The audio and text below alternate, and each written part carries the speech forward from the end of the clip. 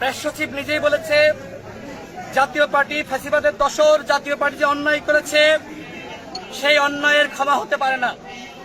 দেখেন, আওয়ামী লীগ যে অপরাধ করেছে সেই অপরাধের সারথি ছিল জাতীয় পার্টি। সুতরাং আওয়ামী লীগের সাংগঠনিক কার্যক্রম যেহেতু নিষিদ্ধ হয়েছে, আমাদের দলের পক্ষ থেকে আমরা সবসময় জানিয়ে এসেছিলাম জাতীয় পার্টি সহ 14 দলের সাংগঠনিক কার্যক্রম নিষিদ্ধ করতে হবে। আজকে প্রেস সচিব যেটি বলেছে যে জাতীয় পার্টি নির্বাচনে অংশ নিবে কি নিবে না সেটি তাদের বিষয়, আমরা এই বক্তব্যের ধিক্কার জানাচ্ছি। গণ অভ্যুত্থানের পরে আপনি গণ অভ্যুত্থানের চেতনা ধারণ করবেন না, জাতীয় পার্টির মতন কুলাঙ্গার পার্টি আগামী নির্বাচনে যাবে, আমরা কি বসে বসে দেখব? আমরা জনগণের উদ্দেশ্যে বলতে চাই, জাতীয় পার্টি যে অন্যায় করেছে এই জাতীয় পার্টির বিচার অবশ্যই হতে হবে। আমি আন্তর্জাতিক অপরাধ ট্রাইব্যুনালের যিনি চিফ প্রসিকিউটর রয়েছেন তার উদ্দেশ্যে বলতে চাই, আপনারা আওয়ামী লীগের বিচার শুরু করেছেন, কেন জাতীয় পার্টি এবং 14 দলের বিচার শুরু করেন নাই? সেই প্রশ্ন আমি সরকারের কাছে রাখছি, সেই প্রশ্ন আমি আন্তর্জাতিক অপরাধ ট্রাইব্যুনালের কাছে রাখছি।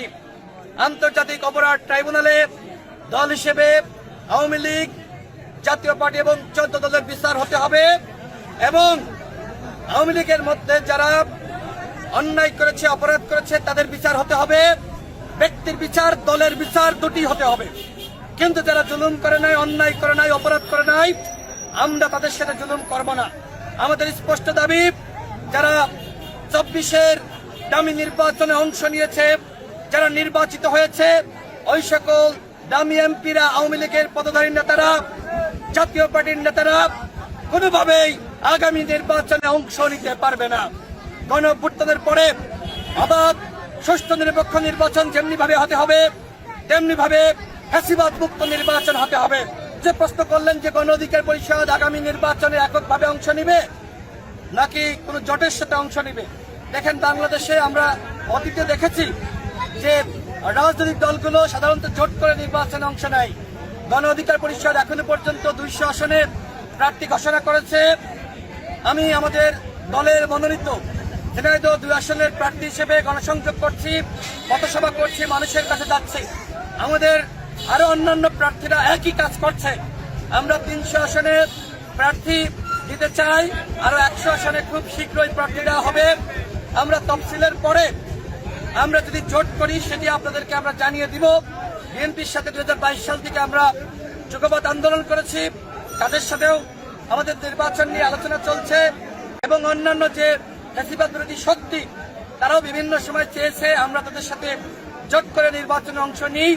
আমরা এখনো পর্যন্ত এই আলোচনার পর্যায়ে রয়েছি, চূড়ান্ত কোনো সিদ্ধান্ত এখনো পর্যন্ত জোট করার বিষয়ে আমরা গ্রহণ করি নাই।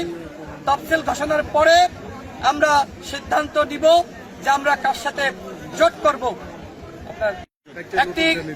একটি কুচক্রী মহল যারা চেষ্টা করছে আগামী নির্বাচনকে বানচাল করার, যারা চেষ্টা করছে আরেকটি 1/11 ঘটিয়ে শেখ হাসিনাকে বাংলাদেশে ফিরিয়ে আনার জন্য এক ধরনের ষড়যন্ত্রে তারা লিপ্ত হয়েছে। আগামী ফেব্রুয়ারি মাসে যে নির্বাচন হবে সেই নির্বাচন কেউ বানচাল করতে পারবে না। কেউ যদি মনে করে আগামী ফেব্রুয়ারি মাসের নির্বাচন আদালতের মাধ্যমে রায় এনে কিংবা একটি অরাজকতা সৃষ্টি করে বানচাল করে ফেলবে, ভাই আমরা বসে থাকবো না। যারা এই চেষ্টা করবে এদের পিঠের চামড়া থাকবে না। আগামী নির্বাচন হতে হবে, ফেব্রুয়ারি মাসে হতে হবে এবং ফেব্রুয়ারি কি অন্য মাসে হবে না, কিংবা মার্চে হবে, এপ্রিলে হবে, এই সুযোগ নাই। আগামী ফেব্রুয়ারি মাসে নির্বাচন হবে এবং সেই নির্বাচন ইতিহাসের সেরা নির্বাচন হবে। সেই লক্ষ্যে আমরা প্রার্থীরা যারা রয়েছি মাঠে যাচ্ছি। তবে একটি প্রশ্ন আমিও রাখতে চাই সরকারের কাছে, যে আপনারা কিন্তু এখনো পর্যন্ত নির্বাচনের পরিবেশ তৈরি করার দিকে পূর্ণ মনোযোগ দিতে পারেননি, বরং আপনারা এক ধরনের আমাদের কাছে ছেড়ে দিয়েছেন যে রাজনৈতিক দলগুলো তারাই পরিবেশ তৈরি করুক। এখন দলগুলো তো ঐক্যমতে পুরোপুরি আসতে পারে নাই, সেই দলগুলো মিলে নির্বাচনী পরিবেশ তৈরি করবে, সেটা কি সম্ভবপর নয়। সরকারের দায়িত্ব, প্রশাসনের দায়িত্ব আগামী নির্বাচন যাতে কলুষিত না হয়, আগামী নির্বাচন যাতে বিতর্কিত না হয়, আগামী নির্বাচন যাতে ইতিহাসের সেরা নির্বাচন হয় এবং সেই ইতিহাসের সেরা নির্বাচন করতে হলে সেরা পরিবেশ, তৈরি করতে হবে অন্তর্বর্তীকালীন সরকারকে। আপনাদের সকলকে অসংখ্য ধন্যবাদ।